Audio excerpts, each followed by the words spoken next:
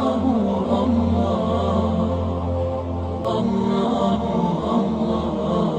اللہ الرحمن الرحیم۔ دیکھیے یہاں سے ایک الگ مسئلہ ذکر کرتے ہیں، مسئلہ سمنیہ۔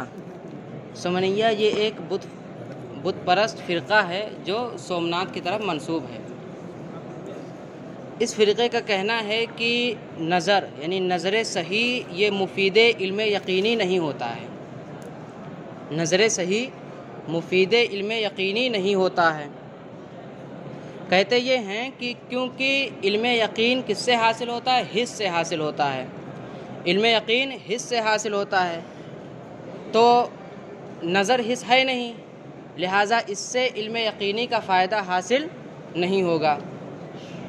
ملائیے دیکھیے، مسئلۃ السمنیہ نفع افادۃ نظر العلم مطلقاً۔ ان لوگوں نے نظر کے مفید علم یقینی ہونے کا مطلقاً انکار کیا، قائلین بأن لا علم الا بالحس۔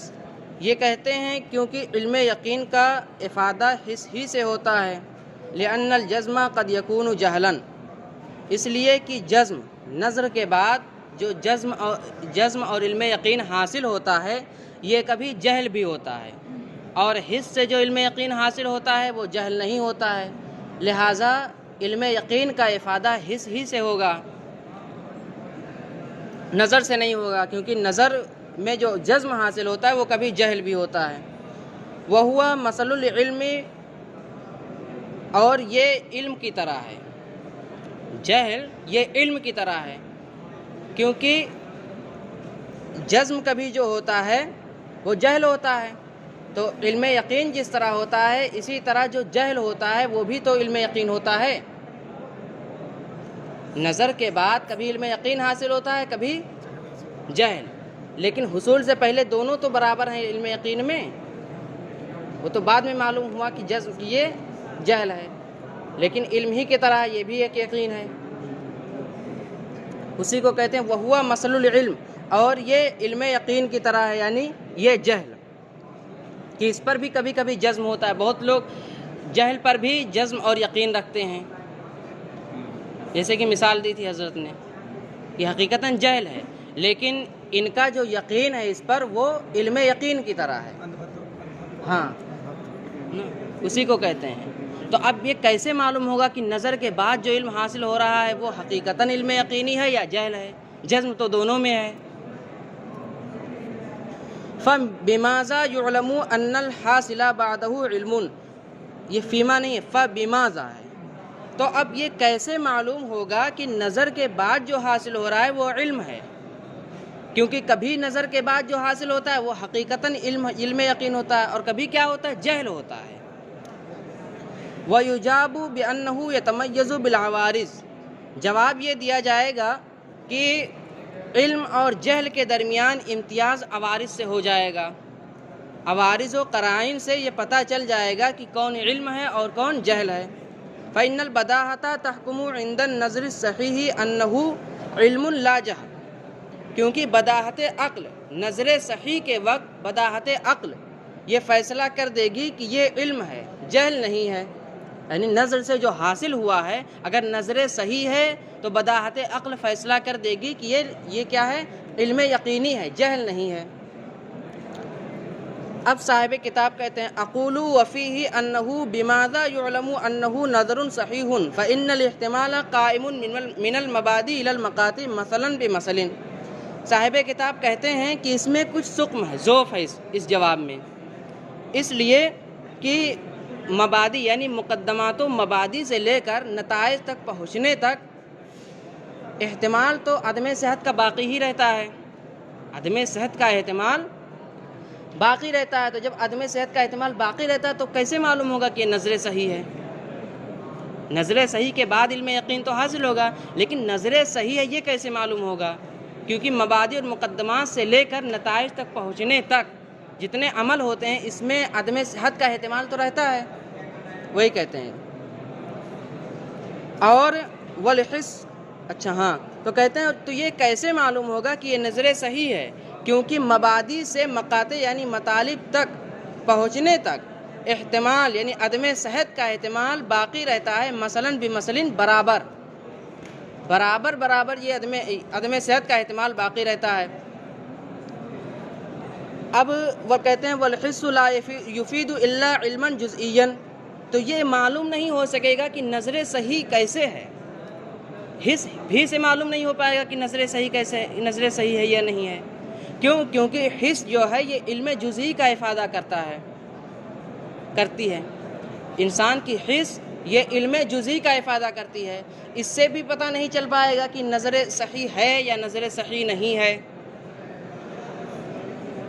وَهُوَ لَا يَكُونُ كَاسِبًا، اور حس یہ کاسب بھی نہیں ہوتا ہے، لہٰذا اس سے یہ معلوم نہیں ہو سکے گا کہ نظر صحیح ہے یا نظر صحیح نہیں ہے، اور جب یہ معلوم نہیں ہو پائے گا تو احتمال بلا شبہ قائم رہے گا۔ یہ ہو گیا۔ تو کہتے ہیں کہ اقول وفیہ انہ بما ذا یعلم انہ نظر صحیح، یہ کیسے معلوم ہوگا کہ یہ نظر صحیح ہے؟ کیونکہ مبادی سے مقاطع تک احتمال برابر قائم رہتا ہے، اور یہ حس سے بھی نہیں معلوم ہو سکتا کہ نظر صحیح ہے یا نہیں، کیونکہ حس مفید علم جزئی ہوتا ہے۔ وَهُوَ لَا يَكُونُ كَاسِبًا، یہ کاسب نہیں ہوتا ہے، جب کاسب نہیں ہوتا ہے تو اس سے نظر صحیح ہے یا صحیح نہیں ہے اس کا بھی علم نہیں ہو سکتا، اس کا بھی کسب نہیں ہو سکتا۔ والحق منع التماثل، اب کہتے ہیں کہ اس سوال کے جواب میں بہتر جواب اور حقیقی جواب کیا ہے؟ منع التماثل، کہ ہم علم و جہل کے درمیان حقیقتاً تماثل کو تسلیم نہیں کر سکتے۔ جو علم ہے وہ علم ہے، اور جو جہل ہے وہ جہل ہے۔ جو علم ہے وہ علم ہے، اور جو جہل ہے وہ جہل ہے، تماثل نہیں ہے اس میں۔ یہی بہتر جواب ہے اس کا۔ والحق منع التماثل کما ہوا مذہبنا، اور حق یہ ہے اس کے جواب میں کہ ہمیں تماثل تسلیم نہیں ہے جیسا کہ ہمارا مذہب ہے، کہ ہمارے مذہب میں علم و جہل کے درمیان کوئی تماثل نہیں ہے۔ فتدبر مسئلہ، اب یہاں سے علم نظر مفید علم یقین ہوتا ہے، اس سلسلے میں مذاہب کا ذکر کرتے ہیں کہ کس طرح سے یہ مفید علم یقین ہوتا ہے۔ کہتے ہیں قال الاشعری، سب سے پہلے امام اشعری کا مذہب بیان کرتے ہیں۔ کہتے ہیں قال الاشعری ان الافادۃ بالعادۃ، کہ جی علم نظر یہ مفید علم ہوتا ہے، یہ کس طرح ہوتا ہے، کس بنیاد پر ہوتا ہے؟ کیا وجوبی طور پر ہوتا ہے یا عادی طور پر ہوتا ہے؟ یہ یہاں سے مذاہب کا بیان کر رہے ہیں کہ نظر کے افادہ علم کے سلسلے میں کتنے مذاہب ہیں۔ مفید علم یقین تو ہوتا ہے، یہ تو متعین ہے، لیکن کس طرح ہوتا ہے اس سلسلے میں مذاہب بیان کر رہے ہیں۔ قال الاشعری ان الافادۃ بالعادۃ، امام اشعری فرماتے ہیں کہ نظر جو مفید علم یقینی ہوتا ہے یہ بالعادت یعنی عادتاً ہوتا ہے، کہ نظر و فکر کے بعد عادتاً یعنی عادت الہیہ جاری ہے کہ علم یقین کا فائدہ حاصل ہو جاتا ہے بالعادت، کہ جب نظر و فکر کریں گے تو عادتاً یعنی عادت الہیہ جاری ہے کہ اس کے بعد علم یقینی کا افادہ ہو جائے گا۔ اذ لا مؤثر الا اللہ تعالی بلا وجوب منہ ولا علیہ، اس لیے کہ مؤثر حقیقی اللہ تعالیٰ ہے، اور اللہ تعالیٰ کی عادت جاریہ ہے کہ وہ نظر صحیح کے بعد علم یقین کا افادہ کرتا ہے بلا وجوب منہ ولا علیہ، اور یہ اللہ تعالیٰ کی جو عادت جاریہ ہے یہ نہ اس کی جانب سے واجب ہے اور نہ اس پر واجب ہے، یعنی علم یقینی کا فائدہ دینا یہ اس پر واجب نہیں ہے، بلکہ یہ عادت جاریہ ہے، کبھی اس کا خلاف بھی ہو سکتا ہے، یہ کہنا چاہتا ہوں، یعنی یہ نہ اس کی جانب سے واجب ہے اور نہ اس پر واجب ہے۔ ایک مذہب ہوا۔ اب معتزلہ کا مذہب بیان کرتے ہیں۔ معتزلہ تولید کے قائل ہیں، یعنی نہ اللہ تعالیٰ کی جانب سے واجب ہے اور نہ اس پر واجب ہے، یعنی اس پر بھی کسی نے واجب نہیں کیا ہے، بلکہ یہ اس کی عادت جاریہ ہے کہ نظر صحیح کے بعد علم یقینی کا فائدہ حاصل ہوتا ہے۔ اب معتزلہ کا مذہب بیان کرتے ہیں۔ معتزلہ تولید کے قائل ہیں۔ تولید کا مطلب کیا ہے کہ جس طرح ہاتھ میں چابی ہو تو ہاتھ کی حرکت سے چابی میں بھی حرکت ہوگی یقینی طور پر، اسی طرح جب نظر صحیح ہوگی تو افادہ علم یقین بھی ہوگا۔ یہ تولید کے قائل ہیں، یعنی نظر صحیح یہ مولد ہے علم یقین کے، یہ کہنا چاہتے ہیں۔ والمعتزلۃ انہ بالتولید کا حرکت المفتاح بحرکت الید، معتزلہ کہتے ہیں کہ یہ تولید یعنی حصول علم بعد نظر صحیح یہ تولید کے ذریعے ہوگا، جس طرح ہاتھ کی حرکت سے چابی کی حرکت ہوتی ہے، اسی طرح نظر کے بعد نظر صحیح کے بعد علم یقین کا فائدہ ہو جائے گا، فائدہ حاصل ہوگا۔ دو مذاہب ہوئے۔ تیسرا مذہب حکماء کا ہے۔ حکماء یہ اعداد کے قائل ہیں۔ اعداد کا مطلب کیا ہے کہ جب نظر صحیح کریں گے تو یہ نظر صحیح ذہن کو مستعد کر دے گا، حصول علم یقین کے لیے یہ نظر ذہن کو مستعد اور تیار کر دے گا، یہ اعداد کے قائل ہیں۔ دیکھیے والحکماء انہ بطریق الاعداد فانہ یعد الذہن اعدادا تاما ویفیض علیہ النتیجۃ من عام الفیض وجوبا، کہتے ہیں کہ حصول علم یہ بطریق اعداد ہوگا، کیونکہ نظر یہ ذہن کو مکمل طور سے تیار کر دیتا ہے اور اس پر نتیجے کا فیضان ہوتا ہے من عام الفیض مبدأ فیاض سے، یعنی جب نظر کو حصول علم کے لیے تیار کر دے گا تو اب مبدأ فیاض سے وجوبی طور پر نتیجے کا فیضان ہو جائے گا، یعنی علم یقینی حاصل ہو جائے گا۔ یہ تین مذاہب ہوئے۔ چوتھا مذہب امام رازی کا ہے۔ جی ہاں، حکماء کہتے ہیں کہ ہم اعداد کے قائل ہیں، یعنی افادہ علم یقین یہ بطریق اعداد ہوگا کہ جب نظر صحیح کریں گے تو نظر صحیح یہ ذہن کو مستعد اور تیار کر دے گا، کس بات کے لیے؟ مبدأ فیاض سے نتیجہ یعنی علم یقین کے حصول کے لیے، وجوبی طور پر، یہ وجوبی طور پر ہوگا،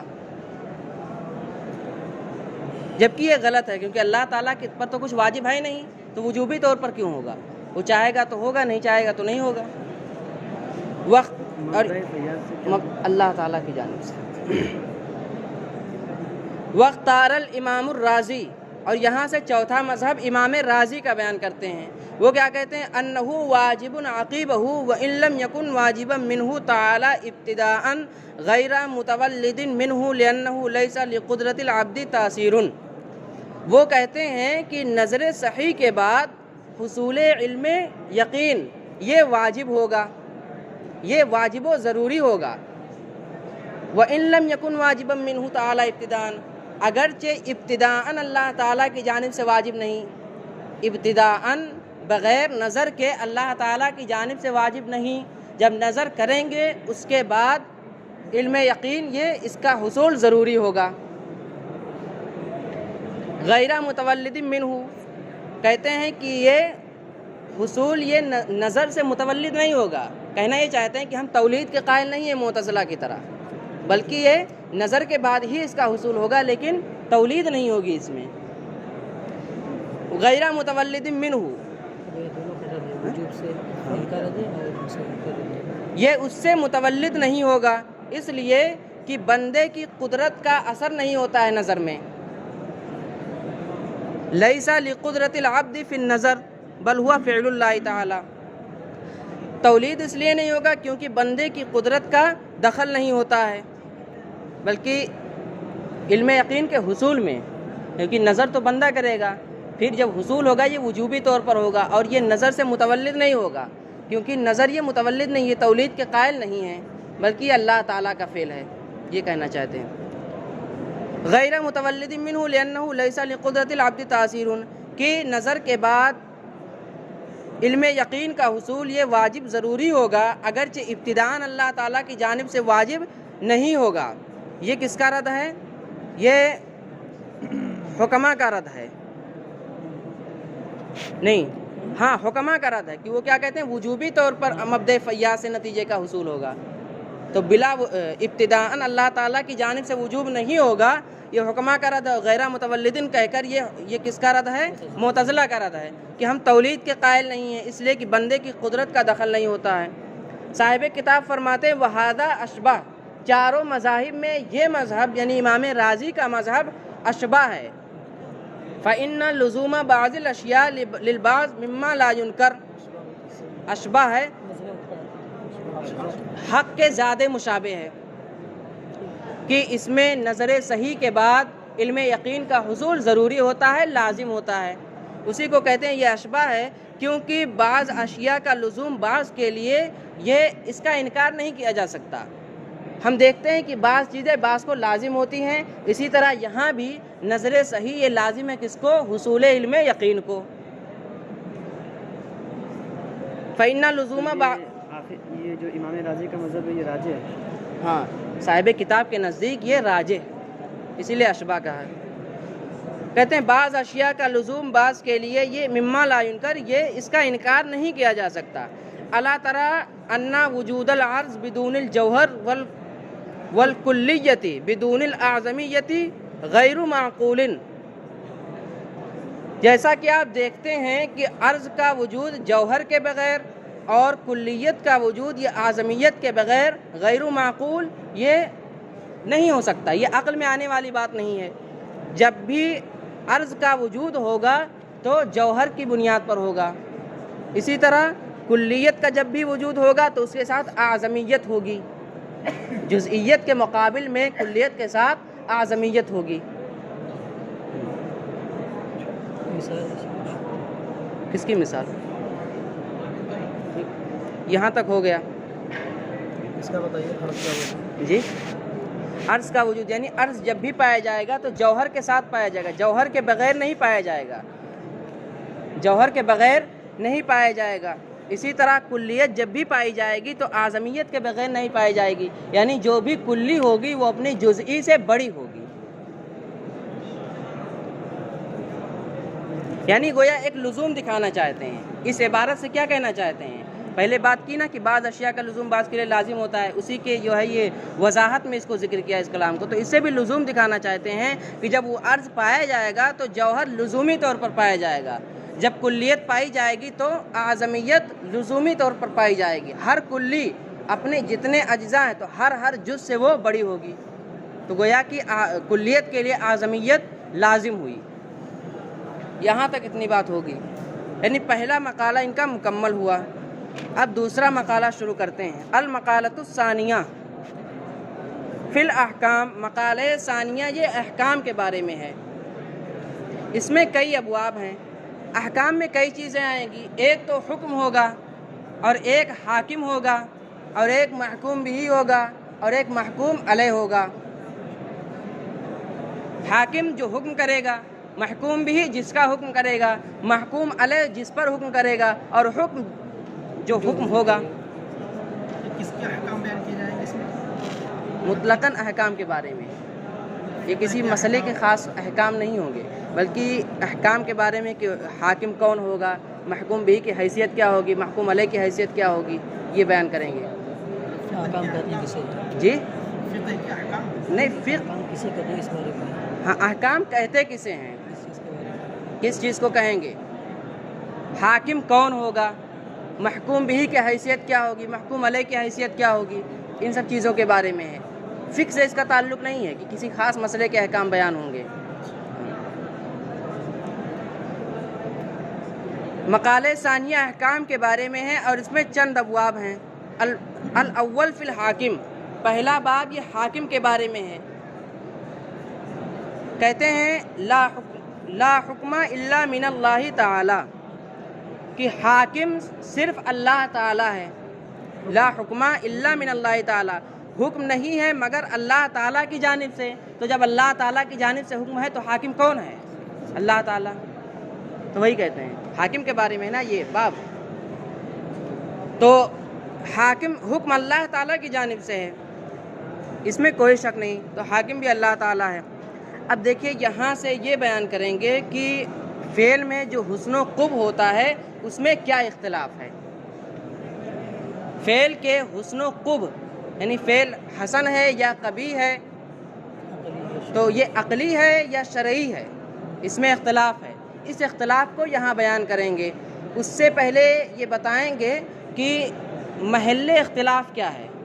حسن و قبح کے کئی معنی ہوتے ہیں، تو کس معنی میں اختلاف ہے، کون سا معنی محل اختلاف ہے. فعل کا حسن و قبح یہ شرعی ہے یا عقلی ہے، اس میں اختلاف ہے، لیکن کون سے معنی میں اختلاف ہے وہ بیان کریں گے. تو دیکھیے کہ فعل حسن و قبح کا 3 معنی انہوں نے بیان کیا ہے. حسن و قبح کے 3 معنی بیان کیے ہیں. پہلا معنی کیا ہے، حسن کا کمال، یعنی کوئی چیز حسن ہے تو اس کا مطلب یہ ہے کہ وہ کامل ہے، اس میں کمال ہے، علی وجہ الکمال ہے، وہ موجود ہے. اور حسن قبیح قبح کا کیا معنی ہے، نقصان، یعنی ایک حسن کا معنی کمال اور قبح کا معنی نقصان. یہ حسن و قبح کا پہلا معنی ہوا. اور دوسرا معنی کیا ہے کہ حسن و قبح کا اطلاق 3 معنی پر ہوتا ہے. پہلا معنی کیا ہے کہ حسن کو ہم کمال کے معنی میں لیں گے اور قبح کو نقصان کے معنی میں یعنی کمی کے معنی میں. دوسرا معنی کیا ہے کہ حسن کا استعمال ہوتا ہے کہ دنیاوی غرض کے جو مناسب ہو تو اس کو حسن کہا جائے گا. دنیاوی غرض کے مناسب ہونا یہ حسن کہلائے گا، اور دنیاوی غرض کے مناسب نہ ہونا یہ قبیح کہلائے گا. جیسے کسی نوکری کا مل جانا یہ دنیاوی غرض کے مناسب ہے تو اس کو حسن کہیں گے، اور نوکری کا نہ ملنا یہ دنیاوی غرض کے غیر مناسب ہے تو اس کو قبیح کہیں گے. یہ حسن و قبح کے 2 معنی ہوئے. تیسرا معنی بھی ہے حسن و قبح کا. حسن کا کیا معنی تیسرا، کہ اللہ تعالیٰ کی جانب سے مدح و ثواب کا استحقاق. حسن کا معنی کیا ہے کہ اللہ تعالیٰ کی جانب سے حسن و قبح کا استحقاق، اور قبح کا معنی کیا ہے کہ اللہ تعالیٰ کی جانب سے ذم و عتاب کا استحقاق. کوئی فعل حسن ہے اس کا مطلب کیا ہے کہ اس فعل کی بنیاد پر فاعل اللہ تعالیٰ کی جانب سے مدح و ثواب کا مستحق ہے. اور قبیح ہے کوئی فعل تو اس کا معنی کیا ہے کہ اللہ تعالیٰ کی جانب سے یہ شخص ذم و عتاب کا مستحق ہے. یہ 3 معنی بیان کیے ہیں. ٹھیک ہے، تو پہلے دونوں معنوں میں کسی کا کوئی اختلاف نہیں ہے. پہلے دونوں معنوں میں کہ حسن کمال کے معنی میں ہو اور قبح یہ نقصان کے معنی میں ہو، یہ پہلا معنی ہوا. اور دوسرا معنی کیا ہے کہ حسن یہ دنیاوی غرض کے مناسبت کے معنی میں ہو، اور قبح دنیاوی غرض کے غیر مناسب ہونے کے معنی میں ہو. اس میں کوئی اختلاف نہیں ہے کسی کا. ان دونوں میں عقلی اور شرعی ہونے میں اس میں کوئی اختلاف نہیں ہے. اختلاف جو ہے وہ تیسرے معنی کے اعتبار سے ہے. اختلاف جو ہے کہ فعل عقلی ہے یا شرعی، یہ تیسرے معنی کے اعتبار سے ہے کہ کیا اللہ تعالیٰ کی جانب سے مدح و ثواب کا مستحق ہے حسن کی بنیاد پر، یا قبح کی بنیاد پر ذم و عتاب کا مستحق ہے. اب اس میں اختلاف ہے کہ کیا فعل شرعی ہو، یعنی فعل کا حسن شرعی ہوگا یا عقلی ہوگا. یعنی جب اس معنی میں ہم حسن و قبح کو لیں گے تب اختلاف ہوگا کہ اس کا حسن شرعی ہے یا عقلی ہے، یہ کہنا چاہتے ہیں. تو اس میں جو ہے دیکھیے اشاعرہ اور حنفیہ اور ماتریدیہ کا اختلاف بیان کیا ہے. اشاعرہ کیا کہتے ہیں کہ فعل کا حسن و قبح یہ عقلی ہے، شرعی ہے. فعل کا حسن و قبح شرعی ہے، یعنی بغیر ورود شرع کے ہم کسی چیز پر حسن و قبح کا اطلاق نہیں کر سکتے. اشاعرہ کہتے ہیں کہ بغیر ورود شرع کے، اگر شرع کا ورود نہ ہو تو ہم کسی چیز کو حسن یا قبیح نہیں کہہ سکتے. یہ اشاعرہ کہتے ہیں. اور اس کے بالمقابل حنفیہ اور ماتریدیہ کہتے ہیں، ماتریدیہ اور معتزلہ یہ کہتے ہیں کہ فعل کا حسن و قبح یہ عقلی ہے. معتزلہ اس کے ساتھ ماتریدیہ، وہی حنفیہ کہ حسن و قبح یہ کیا ہے، عقلی ہے. تو یہاں تک تو حنفیہ اور معتزلہ متفق ہیں کہ حسن و قبح عقلی ہے، لیکن آگے چل کر ان کا بھی اختلاف ہو جاتا ہے. وہ کیا کہ حنفیہ یہ کہتے ہیں کہ ہم حسن و قبح کو تو عقلی مانتے ہیں، لیکن ہم اس پر کوئی حکم شرعی نہیں لگائیں گے. حسن کی بنیاد پر ہم واجب نہیں کہیں گے، حسن تو مانیں گے لیکن واجب یا مستحب یا اور کوئی مندوب نہیں کہیں گے، قبیح تو کہیں گے لیکن ہم حکم نہیں لگائیں گے کہ یہ حرام ہے یا مکروہ تحریمی ہے۔ اس کے بالمقابل معتزلہ کیا کہتے ہیں، وہ حکم بھی لگا دیتے ہیں، اگر حسن ہے تو واجب ہے، اگر قبیح ہے تو حرام ہے۔ یہ اختلاف ہے۔ دیکھیے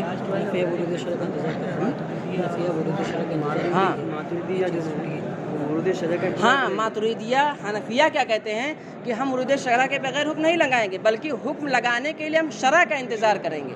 جب تک شرع وارد نہیں ہے اس وقت تک ہم کسی کو واجب، کسی چیز کو، کسی حسن کو یا کسی قبیح کو حرام نہیں کہیں گے۔ جی نہیں، اشاعرہ تو شرعی مانتے ہیں نا، وہ تو شرعی مانتے ہیں نا،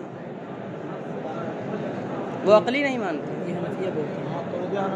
یہ حنفیہ کہتے ہیں، یہ حنفیہ کہتے ہیں کہ ورود شرع کے بغیر ہم کسی حسن پر یا کسی قبیح پر حکم نہیں لگائیں گے، اور اس کے بالمقابل معتزلہ کیا کہتے ہیں کہ ہم حکم لگا دیں گے۔ دیکھیے یہاں سے دیکھیے، لا نزاع فی ان الفعل حسن و قبیح عقلا، اس میں کوئی نزاع نہیں کہ اچھا بمعنی صفت الکمال والنقصان او بمعنی ملائمت الغرض الدنیاوی و منافرتہ، بل معنی استحقاق مدحہ تعالی و ثوابہ و مقابلہما۔ یہاں تک دیکھیے، کہتے ہیں اس میں کوئی نزاع نہیں کہ فعل حسن ہے یا قبیح ہے عقلاً، اس معنی میں کہ جب صفت کمال اور نقصان کا معنی مراد لیا جائے، جب صفت کمال اور نقصان کا معنی مراد لیا جائے تو فعل کے حسن اور قبیح ہونے میں عقلاً کوئی، یعنی عقلاً فعل حسن ہے اور قبیح ہے، اس میں کوئی نزاع نہیں، سب کے نزدیک عقلاً حسن ہے اور قبیح ہوتا ہے۔ او بمعنی ملائمت الغرض الدنیاوی، یا دنیاوی غرض کے مناسب ہونے کے معنی میں، وہ منافرت ہی، اور دنیاوی غرض کے مناسب نہ ہونے کے معنی میں بھی فعل حسن ہے اور قبیح ہے عقلاً، اس میں بھی کوئی نزاع نہیں۔ نزاع کس میں ہے؟ بل معنی استحقاقی مدحہ تعالی و ثوابہ، نزاع اس میں ہے کہ وہ اللہ تعالیٰ کی مدح و ثواب کا مستحق ہو، یعنی حسن و قب، یہ حسن اللہ تعالیٰ کی جانب سے مدح و ثواب کا مستحق ہو، وہ مقابلہ، اور ان دونوں کے مقابل کا مستحق ہو۔ کن دونوں کے؟ مدح و ثواب کے مقابل، یعنی ذم و عتاب کا مستحق ہو۔ قب، جب قب اللہ تعالیٰ کے ذم و عتاب کا مستحق ہوگا تو اس معنی میں نزاع ہے کہ یہ قب عقلی ہے یا شرعی ہے۔ فعند العشائرہ، یہاں سے مذاہب بیان کرتے ہیں، فعند العشائرہ شرعی ای بجعلہ فقط، کہتے ہیں اشاعرہ کے نزدیک یہ شرعی ہے، یعنی فعل کا حسن و قب یہ شرعی ہے، ای بجعلہ فقط، یعنی شرع کے حسن اور قب کی کرنے کی وجہ سے، بجعلی شرعی، یعنی شرع نے حسن و قب قرار دیا تو اس بنیاد پر حسن و قب مانتے ہیں، شرعی مانتے ہیں۔ فما امر به فهو حسن وما نهى عنه فهو قبیح، تو شرع نے جس کا حکم دیا ہے وہ حسن ہے اور جس سے منع کیا ہے وہ قبیح ہے، فقط شرع پر منحصر ہے، جس کا حکم دے گی شرع وہ حسن اور جس سے منع کرے گی وہ قبیح، عقل کا اس میں کوئی دخل نہیں ہے۔ وَلَوْ انْعَكَسَ الْأَمْرُ لَانْعَكَسَ الْأَمْرُ، اگر معاملہ اس کے برعکس ہو کہ مامور بھی کو شرع نہیں وارد کر دے یا منہی عنہ کو پر شرع امر وارد کر دے تو جس پر وہ امر وارد کرے گی وہی حسن ہوگا اور جس پر نہیں وارد کرے گی وہی قبیح ہوگا، عقل کا اس میں کوئی دخل نہیں ہوگا۔ وعندنا وعند المعتزلہ عقلی،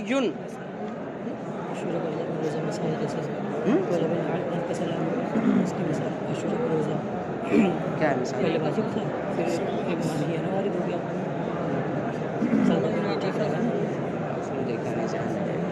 اور ہمارے نزدیک اور معتزلہ کے نزدیک یہ عقلی ہے، فعل کا حسن و قب عقلی ہے، ای لا يتوقف علی الشرع، یعنی ورود شرع پر موقوف نہیں ہے، اب دیکھیے یہاں تک تو اتفاق ہے معتزلہ اور حنفیہ ماتریدیہ کا کہ عقلی ہے، لیکن تھوڑا سا فرق ہے، اس فرق کو بیان کرتے ہیں.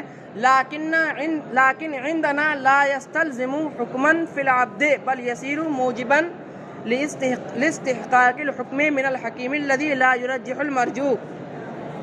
کہتے ہیں لیکن ہم ماتریدیہ یہ کہتے ہیں کہ حسن و قب یہ کسی حکم کا مستلزم نہیں ہوگا فی العبد، بندے میں اللہ تعالیٰ کی جانب سے کسی حکم کا مستلزم نہیں ہوگا. عقلی تو ہے لیکن کوئی حکم ہم نہیں لگائیں گے. بل یصیر موجبا لاستحقاق الحکم من الحکیم الذی لا یرجح المرجوح، بلکہ حسن ہونے کی بنیاد پر یہ موجب یعنی باعث ہوگا، کس چیز کا سبب ہوگا کہ حکیم کی جانب سے کوئی حکم آنا چاہیے. حسن ہے تو یہ اس بات کا موجب ہے کہ جب یہ حسن ہے تو اللہ تعالیٰ کی جانب سے کوئی حکم آنا چاہیے، لیکن کسی کا ہم حکم نہیں لگائیں گے جب تک حکم نہیں آ جائے گا.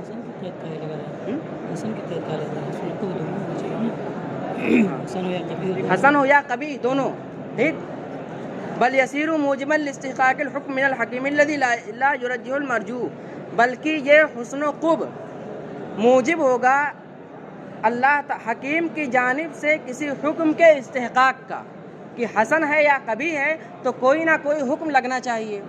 اللہ حکیم اس حکیم کی جانب سے حکم کے استحقاق کا موجب ہوگا الذی لا یرجح المرجوح، جو کسی مرجوح کو راجح نہیں کرتا ہے. تو عقلی تو ہوگا لیکن کوئی حکم نہیں لگے گا جب تک شرع وارد نہیں ہو جائے گی. ہاں اتنا ہوگا کہ حسن ہے یا قبیح ہے تو کوئی نہ کوئی حکم لگنا چاہیے، یہ ہوگا. فما لم یحکم لیس ہناک حکم، لیکن جب تک شرع حکم نہیں لگاتی، حاکم حکم نہیں لگاتا، لیس ہناک حکم یہاں کوئی حکم نہیں ہوگا. ومن ہا ہنا اشترطنا بلوغ الدعوت فی التکلیف، اور یہیں سے اسی وجہ سے ہم نے احکام تکلیف جی یہ اس کی ایک صفت بیان کی ہے، حکیم کی صفت. کہ حکیم کی صفت کیا ہے کہ جو مرجو ہے اس کو راجع نہیں کرتا ہے.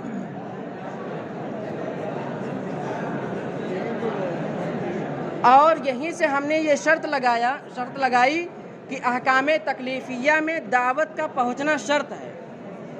ظاہر سی بات ہے کہ جب ہم کوئی حکم نہیں لگاتے ہیں شریعت کے بغیر تو احکام تکلیفیہ کب ثابت ہوں گے؟ جب دعوت پہنچے گی. جب کسی شخص تک جب تک دعوت پہنچی ہی نہیں، حکم پہنچا ہی نہیں، تب تک کوئی حکم نہیں ہوگا، کیونکہ ہم کوئی حکم نہیں لگاتے ہیں. ومن ہا ہنا اشترطنا بلوغ الدعوت فی التکلیف جی ہاں گنہگار بھی نہیں ہوگا، کیونکہ جب مکلف ہے ہی نہیں تو گنہگار بھی نہیں ہوگا. تو احکام تکلیفیہ میں دعوت کا پہنچنا شرط ہے. کیوں؟ کیونکہ جب تک کوئی حکم نہیں لگائے گی شرع، اس وقت تک وہ اس پر واجب یا اس کا مکلف ہی نہیں ہوگا، ہے نا. محض عقلی ہونے کی بنیاد پر کوئی حکم ہم نہیں لگاتے ہیں، لہٰذا دعوت اور شریعت کے پہنچنے سے پہلے وہ مکلف بھی نہیں ہوگا. اور یہیں سے ہم نے شرط لگائی بلوغ الدعوت، دعوت کے پہنچنے کی فی التکلیف یعنی احکام تکلیفیہ میں یا مکلف بنانے میں.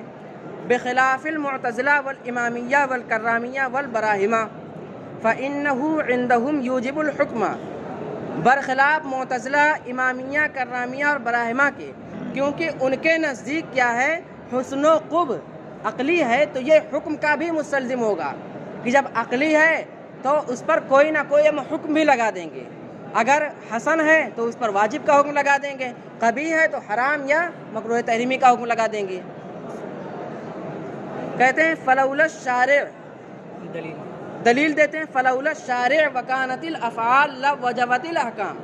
دلیل یہ دیتے ہیں کہ دیکھیے اگر شارع نہ ہوتا اور احکام ہوتے تو کچھ نہ کچھ تو حکم ضرور ہوتا نا. افعال کے لیے کچھ نہ کچھ ضرور حکم ضرور ہوتا. تو جب کچھ نہ کچھ حکم ہوتا تو ہم حکم لگا ہی دیتے ہیں. ٹھیک ہے، وہ اس کی دلیل دیتے ہیں کہ ہم حکم لگا دیتے ہیں، ہم شریعت کا انتظار نہیں کرتے ہیں. کیونکہ اگر شارع نہ ہوتا بفرض محال تو اور افعال ہوتے تو کچھ نہ کچھ حکم پایا جاتا کہ نہیں پایا جاتا. تو جب ایسا ہے کہ حکم پایا جاتا تو ہم ابھی سے حکم لگا دیتے ہیں. یہاں تک بات ہو گئی. قالو، اب اس قالو سے مراد معتزلہ ہیں. یعنی معتزلہ کیا مانتے ہیں کہ عقلی ہے. اس میں بھی وہ کچھ تفصیل کرتے ہیں کہ حسن و قبح فعل کا عقلی ہے. اس میں بھی ان کے نزدیک کچھ تفصیل ہے. اسی تفصیل کو وہ یہاں سے بیان کرتے ہیں. کہتے ہیں منہ ما ہوا ضروری کا حسن صدق نافع و قبح الکذب الضار. کہتے ہیں کہ حسن و قبح میں سے کچھ وہ ہوتا ہے جو ضروری بدیہی ہوتا ہے. یعنی حسن و قبح تو عقلی ہے، اب اس میں بھی کچھ وہ ہوتا ہے جو ضروری بدیہی ہوتا ہے. جیسے صدق نافع کا حسن، صدق نافع یعنی وہ سچی بات جو نفع بخش ہو، تو اس کا حسن یہ کیا ہے؟ عقلی بھی ہے اور ضروری بدیہی ہے. اسی طرح کذب دار کا قب، کذب زار کا قب، کہ کذب زار جو ہے اس کا قب کیا ہے؟ بالکل بدیہی ہے اور عقلی ہے. اب دیکھیں یہاں سے ایک اعتراض ذکر کرتے ہیں. معتزلہ کے مذہب پر ایک اعتراض ہے. اعتراض یہ ہے کہ آپ فعل میں حسن و قبح کو عقلی مانتے ہیں، حسن و قبح کو عقلی مانتے ہیں. تو دیکھیے امر آخرت تو عقلی ہے نہیں. امر آخرت کہ آخرت حشر کا بپا ہونا، جنت و نار کا ہونا، حشر اجساد، یہ عقلی نہیں ہے، یہ سمعی ہے. جب سمعی ہے تو کسی پر ثواب کا حکم کیسے لگائیں گے؟ آپ کسی پر ثواب کا حکم کیسے لگائیں گے؟ کیونکہ آپ عقلی مانتے ہیں اور یہ سمعی ہے، تب ثواب کا حکم لگا ہی نہیں سکیں گے. معتزلہ پر اعتراض ہے. کیا یہ کہ آپ حکم بھی لگاتے ہیں، ہم تو انتظار کرتے ہیں یہ حکم لگا دیں، اس لیے اعتراض ہو رہا ہے. انار کا انتظار کرتے ہیں ورد شرع کا، یہ حکم حسن پہ دیکھ کے اس پر اعتراض سمجھ میں آیا ان کا کہ آپ ثواب کا حکم کیسے لگائیں گے؟ ٹھیک ہے، جواب اس کا دیتے ہیں کہ جو بات ذہن میں رہتی وہی صحیح. جواب اس کا یہ ہے کہ دیکھیے ہم عقلی مانتے ہیں اور امر آخرت سمعی ہے، لیکن عدل تو ان کے نزدیک بھی کیا ہے؟ واجب ہے. معتزلہ کے نزدیک عدل کیا ہے؟ یہ بھی عقلاً واجب ہے. ٹھیک ہے، تو عدل جب واجب ہے تو اس کی مجازات یعنی اس پر بدلہ دینا، جزا دینا، یہ بھی واجب ہے. یعنی کوئی شخص عدل کرتا ہے تو اس پر بدلہ دینا یہ بھی واجب ہے. اور جب یہ بھی واجب ہے تو اس کے لیے ایک دارالجزا بھی ضروری ہے، دارالجزا بھی ضروری ہے. اور جب دارالجزا ضروری ہے، اس پر جزا دینا واجب ہے، تو اتنی بات کافی ہے ثواب کا حکم لگانے کے لیے، ہے نا؟ ثواب کا حکم لگانے کے لیے اتنی ہی بات کافی ہے. اعتراض کیا تھا کہ امر آخرت سمعی ہے، لہٰذا ثواب کا حکم کیسے لگائیں گے؟ اسی کو کہتے ہیں کہ عدل ان کے نزدیک واجب ہے اور اس پر مجازات بھی کیا ہے؟ واجب ہے. تو جب مجازات واجب ہے تو دارالجزا بھی اس پر واجب ہے. جب دارالجزا واجب ہے تو اتنی بات ہی کافی ہے کہ اس پر ثواب کا حکم لگایا جائے، تبھی تو اس پر بدلہ دیا جائے گا. معتزلہ کا یہ جواب ہے. نہیں، معتزلہ کے مذہب پر جو اعتراض تھا اس کا جواب ہے یہ نا. معتزلہ کے مذہب پر جو اعتراض تھا اس کا جواب ہے یہ. اور دوسرا جواب بھی اس کا ہے. دوسرا جواب کیا ہے کہ ہم یہ کہتے ہیں کہ امر آخرت اگر متحقق ہوگا تو ثواب دیا جائے گا، امر آخرت متحقق ہوگا تو ثواب و عقاب ہوگا، یہ کہا جائے دوسرے جواب کے طور پر. یہ دو جواب ہیں ان کے مسلک پر جو اعتراض تھا. ان کے معتزلہ کے مذہب پر، معتزلہ کا مذہب کیا ہے کہ ان کے نزدیک کہ عقلی ہے. تو اعتراض یہ ہے کہ جب عقلی ہے حسن و قبح تو امر آخرت تو سمعی ہے، وہ عقلی مانتے ہیں نا اور حکم بھی لگاتے ہیں. تو امر آخرت سمعی ہے تو آپ کسی شخص پر ثواب کا حکم کیسے لگائیں گے؟ ثواب یا عقاب کا حکم کیسے لگائیں گے؟ آپ تو عقلیت کے قائل ہیں، اسی پر حکم لگاتے ہیں. تو جب امر آخرت سمعی ہے تو ثواب و عقاب کا حکم کیسے لگائیں گے؟ اس کا جواب یہ دیتے ہیں کہ دیکھیے عدل تو معتزلہ کے نزدیک بھی عقلاً واجب ہے عدل کرنا. جب عقلاً عدل کرنا واجب ہے تو اس کی جزا دینا بھی واجب ہے، اور جزا کے لیے ایک دارالجزا بھی ہوگی. تو اتنی بات کافی ہے کہ اس شخص کے لیے ثواب یا عقاب کا حکم لگایا جائے، کہ جب عدل ثواب یا عقاب کا حکم لگایا جائے۔ یہ پہلا جواب ہوا۔ اور دوسرا جواب کیا ہے کہ اگر امر آخرت متحقق ہوگا تو ثواب و عقاب ہوگا۔ یہ جواب ہے نا دوسرا۔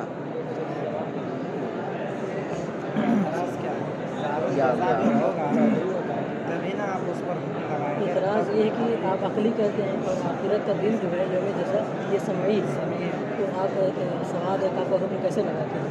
یہ اعتراض ہے، اور یہ بتاؤ جواب ہے۔ سمجھ میں آیا؟ یہ دیکھیے، کہتے ہیں قیلا امر الآخرت سمعی لا يستقل العقل بادراکہ فکیف یحکم بالثواب عاجلا۔ کہتے ہیں کہ امر آخرت سمعی ہے تو اب عقل اس کے ادراک یعنی امر آخرت کے ادراک میں مستقل بھی نہیں ہے، لہٰذا ثواب کا حکم کیسے لگایا جائے گا؟ ثواب کا حکم کیسے لگایا جائے گا؟ عاجلاً، عاجلاً مطلب آخرت میں، آخرت میں کسی پر ثواب کا حکم کیوں کر لگایا جائے گا؟ اقول العدل واجب عقلا عندهم فیجب المجازات وذلك کاف لحکم العقل۔ کہتے ہیں کہ عدل تو ان کے نزدیک بھی واجب ہے، عدل ان کے نزدیک بھی واجب ہے، اور تو فیجب المجازات، جب عدل واجب ہے تو اس پر جزا دینا بھی واجب ہے، اور وذالک کاف لحکم العقل، اور یہی بات عقل کے ثواب یا عقاب کا حکم لگانے کے لیے کافی ہے۔ ثواب یا عقاب کا حکم لگانے کے لیے یہی بات کافی ہے کہ امر آخرت یہ عدل واجب ہے، اور واجب ہے تو اس پر جزا دینا بھی واجب ہے، اور جزا کے لیے ایک دار الجزا ہوگی، لہٰذا دار الجزا ہوگی تو اس پر ثواب کا حکم لگایا جائے گا۔ جی معتزلہ کا کہنا ہے کہ عدل ان کے نزدیک بھی واجب ہے، یعنی ماتریدی کے نزدیک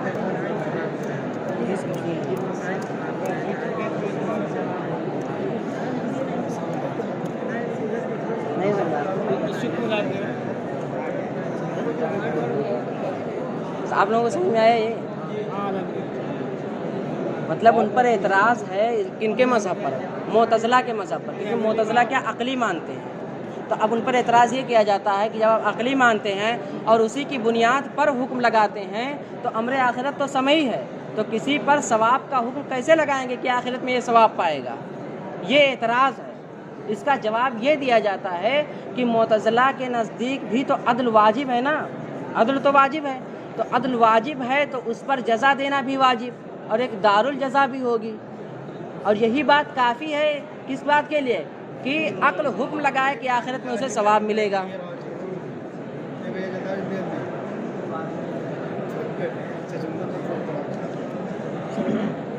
ہے نا؟ یہ ہوا کہ اسے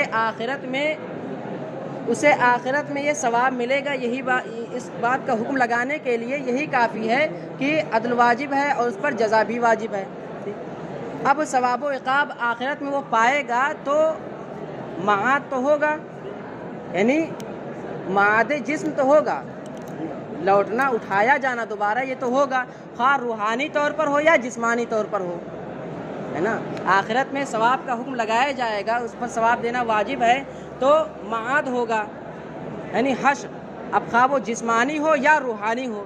یہ اس سے اس بات کا جواب ہے کہ حشر معاد جسمانی یہ بھی سمعی ہے۔ معاد جسمانی یعنی جسمانی طور پر اٹھایا جانا یہ کیا ہے؟ عقلی نہیں ہے۔ کیا عقل تسلیم نہیں کر سکتی کہ اجزاء بکھر گئے ہیں ان کو اکٹھا کر کے اٹھایا جائے؟ یہ تو سمعی ہے، عقلی نہیں ہے۔ تو اسی کو کہتے ہیں کہ اگرچہ یہ سمعی ہے لیکن یہاں جو ثواب و عقاب کا وہ مستحق ہو رہا ہے یہ کس بات کا تقاضا کرتا ہے؟ معاد کا، خواہ معاد جسمانی ہو یا روحانی ہو، ہے نا؟ اسی کو کہتے ہیں اقول العدل واجب عقلا۔ میں کہتا ہوں، یعنی صاحب کتاب یہ معتزلہ کے مذہب پر جو اعتراض تھا اس کے جواب میں کہتے ہیں کہ عدل واجب ہے عقلا، عندہم یعنی عند المعتزلہ، تو اس پر جزا دینا بھی واجب، اور یہی بات کافی ہے لحکم العقل کہ عقل آخرت کے ثواب و عقاب کے استحقاق کا حکم لگائے، ہے نا؟ وَإِنْ كَانَ خُصُوصِيَّةُ مَعَادِ الْجِسْمَانِ سَمْعِيًّا، اگرچہ خاص طور سے معاد جسمانی سمعی ہو، یعنی اگرچہ خاص معاد جسمانی یہ سمعی ہے لیکن ثواب و عقاب کا مستحق ہونا یہ مطلقاً معاد کا تقاضا کرتا ہے، خواہ روحانی ہو یا جسمانی ہو. تو جسمانی اگرچہ سمعی ہے اس سے فرق نہیں پڑتا ہے. یہاں تک ایک جواب ہوا. الا انہ بمعنی لو تحقق لتحقق. یہاں سے دوسرا جواب ہے کہ اگر امر آخرت متحقق ہوگا تو اس پر ثواب و عقاب ہوگا. یہ دوسرا جواب ہے اس کا. الا انہ بمعنی لو تحقق لتحقق کافن، ہے نا. کہتے ہیں کہ یہ اس معنی میں ہے حسن و قبح کہ اگر آخرت متحقق ہوگی لتحقق تو ثواب و عقاب کا تحقق ہوگا. کافن یہ کافی ہے نا. یہ خبر ہے کہ اس کی انا کی، وہ ضمیر اس کا اس میں اللہ انہ کہ اس کا اس معنی میں ہونا کہ امر آخرت متحقق ہوگا تو ثواب و عقاب متحقق ہوگا، یہی کافی ہے ثواب و عقاب کا حکم لگانے کے لیے. آخرت میں ثواب و عقاب کا حکم لگانے کے لیے یہی کافی ہے. یہ دو جواب ہو گئے. ٹھیک. وَمِنْهُ مَا هُوَ نَظَرِيٌّ. اب یہاں بیان کیا کر رہے ہیں کہ معتزلہ کے نزدیک عقلی ہے، اس میں بھی کچھ فرق ہے کہ کچھ افعال کا حسن و قبح جو عقلی ہے وہ ضروری ہے اور کچھ کا نظری ہے. اسی کو کہتے ہیں وَمِنْهُ نَظَرِيٌّ اور وَمِنْهُ مَا هُوَ نَظَرِيٌّ. اور کچھ حسن و قبح نظری ہوتا ہے، افعال میں حسن و قبح نظری ہوتا ہے. کا حسن صدق الزار وقبح الکذب النافع، جیسے ضرر رساں صدق کا حسن یہ عقلی ہے لیکن کیا نظری ہے، بداہتاً معلوم نہیں ہوگا. یعنی ایسا صدق جو ضرر رساں ہو، جیسے کسی نے سچ بولا تو کسی نے مار دیا، سچ بولے کی بنیاد پر مار مار کھا گیا، تو یہ صدق ہے لیکن ضرر رساں ہے. تو چونکہ ان کے نزدیک عقلی ہے لیکن کیا ہے، یہ نظری ہے، ضروری نہیں ہے. وقبح الکذب النافع، اور کذب نافع کا قبح یہ بھی عقلی ہے لیکن نظری ہے. وَمِنْهُ مَا لَا يُدْرَكُ إِلَّا بِالشَّرْعِ، اور افعال کا حسن و قبح کچھ وہ ہوگا جو صرف شرع ہی سے معلوم ہوگا، صرف شرع ہی سے معلوم ہوگا.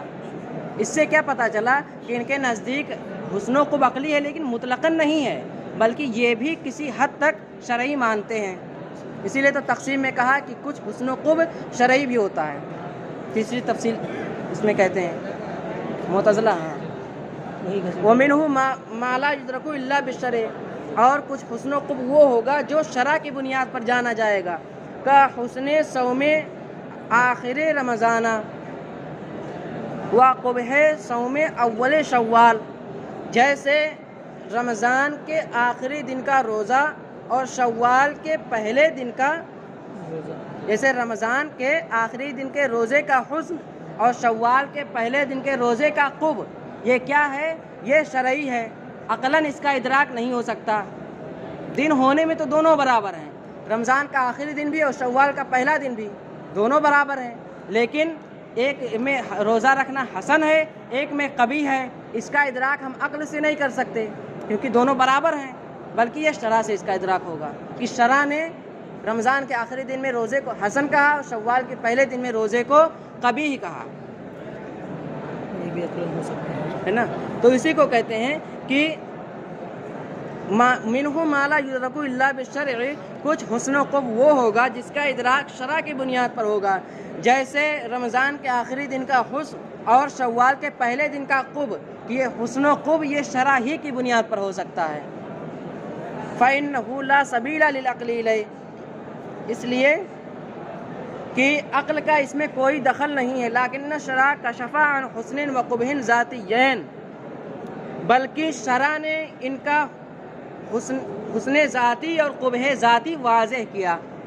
عقل سے اس کا ادراک نہیں ہو سکتا. جی ٹھیک ہے، یہ تو انہوں نے کہا کہ عقل سے اس کا ادراک، لیکن حقیقتاً دیکھا جائے تو عقل سے بھی اس کا ادراک ہو سکتا ہے. عقل سے بھی اس کا ادراک ہو سکتا ہے. کیونکہ روزہ رکھنا تو ہر حال میں حسن ہے، کیونکہ روزہ قہر نفس کے لیے ہوتا ہے. اور یہ ہر حال میں محمود ہے، حسن ہے، تو اس کا حسن ثابت ہوا کہ نہیں روزے کا. اور رہ گیا شوال کے پہلے دن کا قب، تو شوال کا پہلا دن یہ ضیافت اللہ کے لیے ہے نا، ضیافت اللہ کے لیے ہے. اور جب ضیافت اللہ کے لیے ہے، اس دن روزہ رکھ رہا ہے، تو یہ بھی تو عقلاً کیا ہے؟ قبیح ہے. عقل خود ہی فیصلہ کر دے گی کہ ضیافت اللہ کے لیے تو روزہ رکھنا قبیح ہے، تو عقلاً اس کا بھی ادراک ہو جاتا ہے. لیکن یہ معتزلہ نے کہا کہ یہ شرع پر موقوف ہے.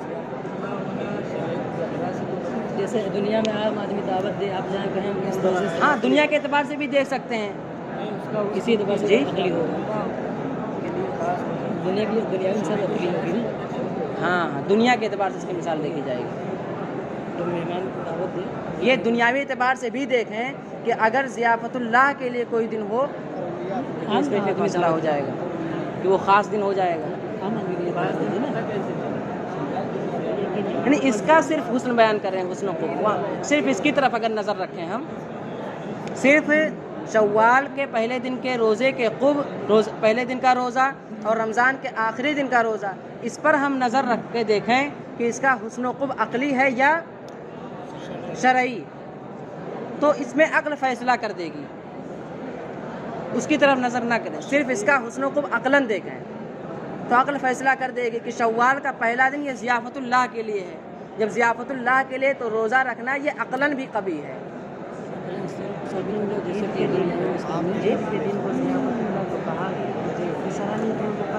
ہاں تو اس طرف ابھی ہم نظر نہ کریں نا، ہم یہ دیکھیں کہ یہ ضیافت اللہ کے لیے ہے. اب صرف یہ ثابت کریں کہ اس دن کا روزہ عقلی ہے یا شرعی، اس کا حسن عقل. اس کو ایسا کہیے نا کہ اس دنیا میں مثال کی کوئی شخص مہمان آپ کو دعوت دے، وہاں اس سے یہ ثابت نہیں ہوگا کہ اس دن کے خاص کرنے کی ضرورت ہے. شوال کے پہلے دن وہی ضیافت ثابت کرنا ہے نا. جی ضیافت ثابت کرنا ہے نا، عقلاً ضیافت ثابت کرنا ہے. کیا ہوا یہ اور آگے چلو بس. شوال کا آخری دن ہے، پہلا دن ہے، کیونکہ اللہ تعالیٰ نے اس کو اپنی ضیافت کے لیے بنایا. ٹھیک ہے نا. ٹھیک ہے. دیکھیے اس کو یہ اعتراض ہے کہ ضیافت بھی تو شرع سے معلوم ہوئی ہے. پہلا دن شوال کا یہ ضیافت اللہ کے لیے، یہ بھی تو شرع ہی سے معلوم ہوا ہے، اور آپ عقلی کی بات کر رہے ہیں. ٹھیک ہے، تو عقلی کی بات صرف اسی حد تک رکھیے کہ شوال کا پہلے دن کا روزہ، اس کو ہم صرف عقل کی بنیاد عقلی کہیں گے یا شرعی کہیں گے. اس کو چھوڑیے کہ اس کو اللہ تعالیٰ نے ضیافت اللہ کے لیے بنایا ہے. ٹھیک ہے، صرف یہ دیکھیے کہ یہ اس دن کا روزہ، کیا روزہ رکھنا یہ قبیح عقلاً ہوگا یا شرعاً ہوگا؟ وہ تو ہے ہی کہ اللہ تعالیٰ نے اس کو ضیافت کے لیے خاص کیا ہے. اب اس کے بعد دیکھیے کیا روزہ رکھنا شرع پر موقوف ہے یا عقل پر موقوف ہے نا. تو اب دیکھیے کہ یہ عقل پر بھی موقوف، بلکہ یہ عقلاً بھی ثابت ہو جائے گا، شرع پر موقوف نہیں ہے. ٹھیک ہے نا، یہ واضح ہو گئے نا اب. جی ثم اختلفوا فيما بينهم ثم اختلفوا فقال القدماء بڑی بہت ٹھیک ہے. ٹھیک ہے. تھوڑا سا اور پڑھ لیجیے، دو لائن تھوڑا سا. تھوڑا سا یار تم نہ دیکھیں معتزلہ کا خود آپس میں اختلاف ہے. معتزلہ جو ہے افعال میں حسن و قب کو مانتے ہیں، عقلی مانتے ہیں، ہے نا. لیکن اس بارے میں بھی ان کا اختلاف ہے کہ یہ حسن و قب ذات فعل کی بنیاد پر ہوگا. عقلی تو ہے لیکن کیا ذات فعل کی بنیاد پر ہوگا یا کسی صفت حقیقیہ کی بنیاد پر ہوگا یا اعتبار معتبر کی بنیاد پر ہوگا. ایک تو یہاں سے اس کا بیان ہے. فقال القدماء، تو قدماء معتزلہ کیا کہتے ہیں؟ لذات الفعل، کہ حسن و قب جو ہوگا یہ ذات فعل کی بنیاد پر ہوگا. والمتاخرون بل بصفت حقیقیہ، متاخرین معتزلہ کہتے ہیں کہ صفت حقیقیہ کی بنیاد پر ہوگا، ذات فعل کی بنیاد پر نہیں ہوگا. بل لصفت حقیقیۃ توجبہ فیہما، کہ یہ حسن و قب اس صفت حقیقیہ کی بنیاد پر ہوگا جو صفت حقیقیہ حسن و قب کو فعل حسن اور فعل قب میں ثابت کرے گی.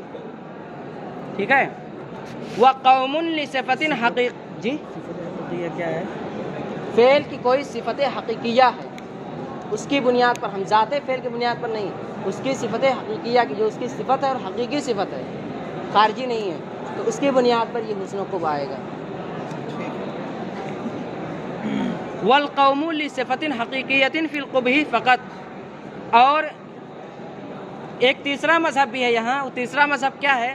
وہ لوگ کہتے ہیں صرف قبح میں صفت حقیقیہ کی بنیاد پر قبح آئے گا، صرف قبح میں صفت حقیقیہ کی بنیاد پر ہوگا، حسن میں صفت حقیقیہ کی بنیاد پر نہیں. پہلا مذہب جو کیا تھا کہ حسن و قبح صفت حقیقیہ کی بنیاد پر آئے گا، حسن بھی اور قبح بھی. یہ کہتے ہیں صرف قبح صفت حقیقیہ کی بنیاد پر ہوگا. ٹھیک ہے. وقوم لصفت حقیقیت فی القبح فقط. اور ایک اور قوم ہے جنہوں نے کہا کہ صرف قبح میں صفت حقیقیہ کی بنیاد پر. تیسرا مذہب ہاں یہ تیسرا مذہب ہے کہ صرف قبح جو ہے صفت حقیقیہ کی بنیاد پر قبیح میں ہوگا فقط. والحسن عدم القبح. اور حسن میں صفت حقیقیہ کی بنیاد پر حسن کا وجوب نہیں ہوگا.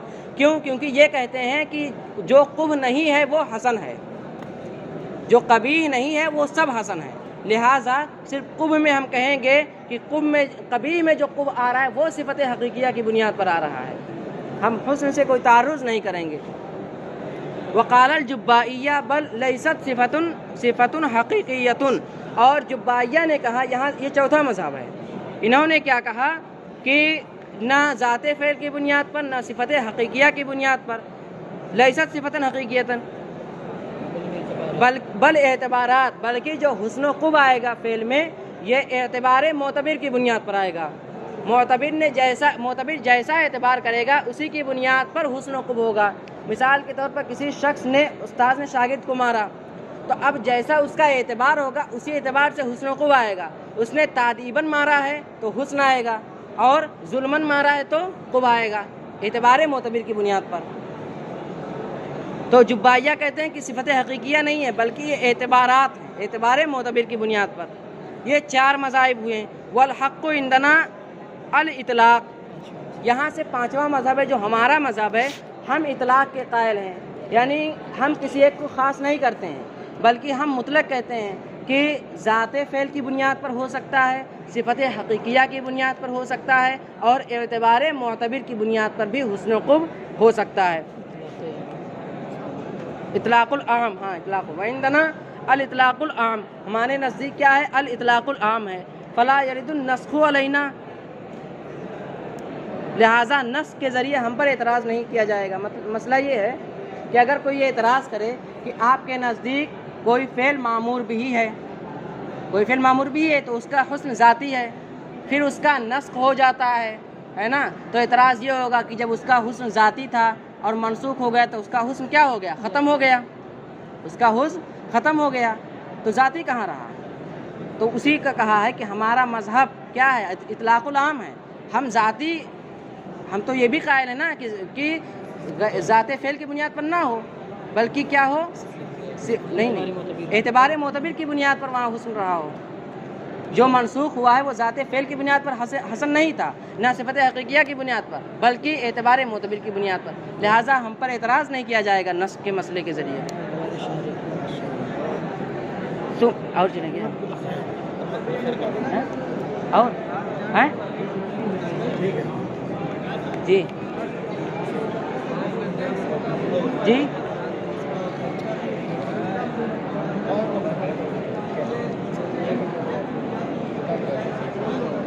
کیا ہوگا؟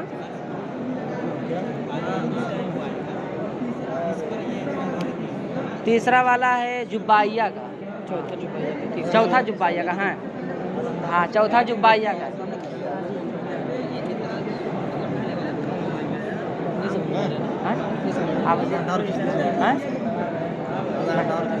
تھوڑا سا اور پڑھ لیجئے تاکہ بہت دلچسپ بحث ہے یہ.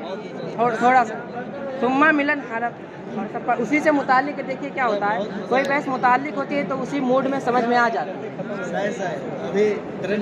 ثم من الحنفیۃ من قال ان العقل قد يستقل في ادراک بعض احکامہ تعالی. دیکھیے حنفیہ کا مذہب کیا ہے کہ حسن و قبح کیا ہے؟ عقلی ہے، لیکن ہم حکم نہیں لگاتے ہیں. یہاں سے بیان یہ کر رہے ہیں کہ کچھ حنفیہ ہیں جو کہتے ہیں کہ عقل یہ بعض احکام کے ادراک میں مستقل ہے، یعنی بعض احکام کا ادراک کر سکتی ہے عقل. عقل جو ہے بعض احکام کا، اللہ تعالیٰ کے بعض احکام کا ادراک خود کر سکتی ہے بغیر ورود شرع کے، ٹھیک ہے؟ جیسے ایمان واجب ہے، کفر حرام ہے نا، ایمان واجب ہے، کفر حرام ہے، اور ہر وہ چیز جو اللہ تعالیٰ کے لیے مناسب نہیں ہے وہ سب حرام ہے۔ تو یہ دونوں چیزیں ایسی ہیں یہ سب کہ بغیر ورود شرع کے ان کے جاننے میں عقل مستقل ہے، شرع کی حاجت اس میں نہیں ہے۔ اسی کو کہتے ہیں ثم من الحنفیۃ من قال ان العقل قد يستقل فی ادراک بعض احکام تعالی۔ کچھ حنفیہ یہ کہتے ہیں کہ عقل قد يستقل فی ادراک بعض احکام تعالی، اللہ تعالیٰ کے بعض احکام کے جاننے میں مستقل ہے، یعنی شرع کی محتاج نہیں ہے۔ فاوجب الایمان، تو عقل نے ایمان کو واجب کیا، وحرم الکفر وکل ما لا یلیق بجنابہ تعالی، اور کفر کو اور ہر اس چیز کو حرام کیا جو بارگاہ الہی کے مناسب نہیں ہے۔ حتی علی الصبی العاقل، یہاں تک کہ صبی عاقل پر بھی ایمان کو واجب کیا، کیونکہ جب وہ عاقل ہے تو اس کی عقل یہ حکم لگا دے گی کہ ایمان واجب ہے، ٹھیک ہے؟ اور امام اعظم رحمۃ اللہ تعالی علیہ سے مروی ہے لا عذر لأحد فی الجہل بخالقہ، کہ جہل بالخالق یہ کسی شخص کے لیے کوئی عذر نہیں ہے، جہل بالخالق یہ کسی کے لیے عذر نہیں ہے۔ کیوں؟ کیونکہ عقل تو ادراک کر سکتی ہے۔ جہل بالخالق مطلب خالق کو نہ جاننا، خالق کو نہ جاننا۔ کوئی شخص یہ نہیں کہہ سکتا کہ میں خالق کو نہیں جانتا۔ اگر کوئی کہے کہ میں خالق کو نہیں جانتا تو اس کے لیے کوئی عذر نہیں ہوگا۔ کیوں؟ کیونکہ وہ عاقل ہے، اس کی عقل خود فیصلہ کر سکتی ہے کہ کیا ہے، خالق کی معرفت ہو سکتی ہے، دلائل قدرت کو دیکھ رہا ہے وہ۔ جب دلائل قدرت کو وہ دیکھ رہا ہے تو پھر اس کے لیے جہل بالخالق عذر کیسے ہوگا؟ اسی کو کہتے ہیں، امام اعظم سے یہ روایت منقول ہے کہ جہل بالخالق کے کسی شخص کے لیے عذر نہیں بنے گا، یہ جہل بالخالق میں کسی شخص کے لیے کوئی عذر نہیں ہوگا۔ لما یرا من الدلائل، اس وجہ سے کہ وہ دلائل قدرت کو دیکھ رہا ہے۔ صاحب کتاب کہتے ہیں اقول لعل المراد بعد مضی مدت تامل، کہتے ہیں کہ شاید امام اعظم کے اس فرمان کا مطلب کیا ہے کہ مدت تأمل کے گزر جانے کے بعد، مدت تأمل کے گزر جانے کے بعد کسی شخص کے لیے جہل بالخالق میں عذر نہیں ہوگا۔ تأمل غور و فکر کی مدت گزر گئی کچھ، اس کے بعد کوئی شخص اگر خالق کو نہیں جانتا ہے تو اسے معذور نہیں رکھا جائے گا، ہے نا؟ یہ کہنا چاہتے ہیں۔ کہتے ہیں شاید مراد یہ ہے کہ تأمل کی مدت گزر جانے کے بعد۔ کیوں؟ کیونکہ فإنہ بمنزلۃ دعوت الرسل فی تنبیہ القلب، کہ مضی مدت تأمل یعنی مدت تأمل کا گزر جانا یہ رسول کی دعوت کے مقابل میں ہے نا، رسولوں کی دعوت کے مقابل میں ہے۔ فی تنبیہ القلب، قلب کو بیدار کرنے میں مدت تأمل کا گزر جانا یہ کس کے منزل میں ہے؟ دعوت رسول کے، کہ جس طرح رسول دعوت دیتا ہے پھر اس کے بعد کوئی شخص اگر جہل بالخالق کرے تو اسے معذور نہیں رکھا جائے گا، اسی طرح جب مدت گزر گئی تب بھی جہل بالخالق عذر نہیں ہوگا۔ اسی کو کہتے ہیں وَتِلْكَ الْمُدَّةُ مُخْتَلِفَةٌ، کہتے ہیں اب یہ مدت یعنی مدت تأمل جو ہے یہ بھی مختلف ہوگی۔ کیوں؟ کیونکہ عقلیں مختلف ہوتی ہیں، تو کسی کے عقل کم مدت میں غور و فکر کر لے گی، کسی کی مدت زیادہ وقت، کسی کی عقل زیادہ مدت میں غور و فکر کرے گی۔ تو جب عقول متفاوت ہیں تو اس مدت تأمل میں بھی کیا ہوگا؟ تفاوت ہوگا۔ کہتے ہیں وَتِلْكَ الْمُدَّةُ مُخْتَلِفَةٌ، یہ مدت مختلف ہے کیونکہ عقول متفاوت ہوتے ہیں۔ وَبِمَا حَرَّرْنَا مِنَ الْمَذَاهِبِ يَتَفَرَّعُ عَلَيْهِ مَسْأَلَةُ الْبَالِغِ فِي شَاهِقِ الْجَبَلِ، کہتے ہیں کہ اور جو ہم نے یہ مذاہب بیان کیا، معتزلہ کا، اشاعرہ کا، حنفیہ ماتریدیہ کا، اس سے ایک مسئلہ متفرع ہوتا ہے۔ مسئلہ یہ ہے کہ اگر کوئی شخص بچپن ہی میں کسی پہاڑ کی چوٹی پر چلا جائے اور وہیں وہ بالغ ہو، پھر اس کا انتقال ہو، تو اب کیا حکم لگے گا اس پر؟ تو معتزلہ کیا کہتے ہیں؟ معتزلہ کہتے ہیں کہ اس پر کوئی مواخذہ نہیں ہوگا، اس پر مواخذہ نہیں ہوگا۔ کیوں؟ معتزلہ کے نزدیک ہوگا مواخذہ، اشاعرہ کے نزدیک مواخذہ نہیں ہوگا، معتزلہ کے نزدیک مواخذہ ہوگا۔ کیوں مواخذہ ہوگا؟ کیونکہ وہ عقلی مانتے ہیں، فعل کے حسن و قبح کو عقلی مانتے ہیں، ٹھیک ہے، اور عقلی ماننے کے ساتھ ساتھ وہ حکم بھی لگاتے ہیں، لہٰذا اس سے مواخذہ ہوگا، ہے نا؟ کیا کہ اس لیے کہ جب وہ عاقل ہے تو اس پر ضروری تھا کہ عقل کی بنیاد پر وہ حسن و قبح کا ادراک کرتا اور عقائد حقہ دینیہ کو وہ واجب مانتا، اس پر ایمان لاتا، ہے نا؟ جب اس نے ایسا نہیں کیا تو اب اس سے مواخذہ ہوگا، یہ معتزلہ کہتے ہیں، کیونکہ وہ کیا مانتے ہیں؟ وہ عقلی مانتے ہیں اور عقلی ماننے کے ساتھ ساتھ حکم بھی لگاتے ہیں، تو جب عقل کی بنیاد پر اس نے حسن و قبح کا ادراک کیا تو اب اس پر حکم بھی گویا لگا دیا کہ واجب ہے عقائد دینیہ پر ایمان لانا، جب اس نے وہ نہیں لایا تو اب اس پر مواخذہ ہوگا، یہ معتزلہ کہتے ہیں۔ اور حنفیہ کیا کہتے ہیں؟ حنفیہ یہ کہتے ہیں کہ اگر مدت گزر جانے کے بعد اس کا انتقال ہوا ہے تو اس سے مواخذہ ہوگا، مدت گزر جانے کے بعد اگر اس کا انتقال ہوا ہے تو مواخذہ ہوگا، کیونکہ یہ مدت کیا ہے؟ دعوت رسول کے قائم مقام ہے نا، اور دعوت رسول قائم مقام ہے، پھر بھی وہ ایمان نہیں لایا تو اس سے مواخذہ ہوگا، یہ حنفیہ کہتے ہیں۔ اشاعرہ کیا کہتے ہیں کہ مواخذہ نہیں ہوگا اگرچہ وہ شرک کرے یا کچھ بھی کرے، کیوں؟ کیونکہ ان کے نزدیک شرعی ہے، حسن و قبح شرعی ہے، حسن و قبح شرعی ہے، اور وہاں شاہق جبل پر جب وہ ہے تو اس تک کوئی دعوت تو پہنچی نہیں، جب کوئی دعوت نہیں پہنچی تو اس پر ایمان لانا بھی واجب نہیں ہوا، مکلف ہی نہیں ہوا وہ، اس لیے ان کے نزدیک کوئی مواخذہ نہیں ہوگا۔ جی اشاعرہ کے نزدیک، معتزلہ کے نزدیک تو مواخذہ ہوگا کیونکہ وہ عقلی مانتے ہیں، تو عقل کی بنیاد پر جب وہ حسن و قبح کا ادراک کر لے گا تو جو حسن ہوگا عقائد حقہ دینیہ اس پر ایمان لانا واجب ہو جائے گا، اور جب وہ نہیں لایا تو مواخذ ہوگا، وہ پکڑا جائے گا۔ مختلف ہے تو متعین کیسے ہوگا؟ ہاں جب مدتیں مختلف ہوتی ہیں تو متعین کیسے ہوگا کہ اس کی مدت یہی تھی؟ متعین کیسے ہوگا؟ وہاں جہاں کا وہ ہوگا وہاں کے آس پاس کے لوگوں سے پتہ لگا لیا جائے گا، ماحول سے۔ اشاعرہ شرعی مانتے ہیں، حسن و قبح کو شرعی مانتے، کہتے ہیں کہ حسن و قبح کا ادراک شرع ہی کی بنیاد پر ہوگا، ہے نا؟ تو اب وہ جس تک جو شاہق جبل پر ہے وہ حسن و قبح کا ادراک ہی نہیں کر پائے گا، جب ادراک ہی نہیں کر پائے گا تو ایمان بھی نہیں لائے گا، مکلف بھی نہیں ہوگا۔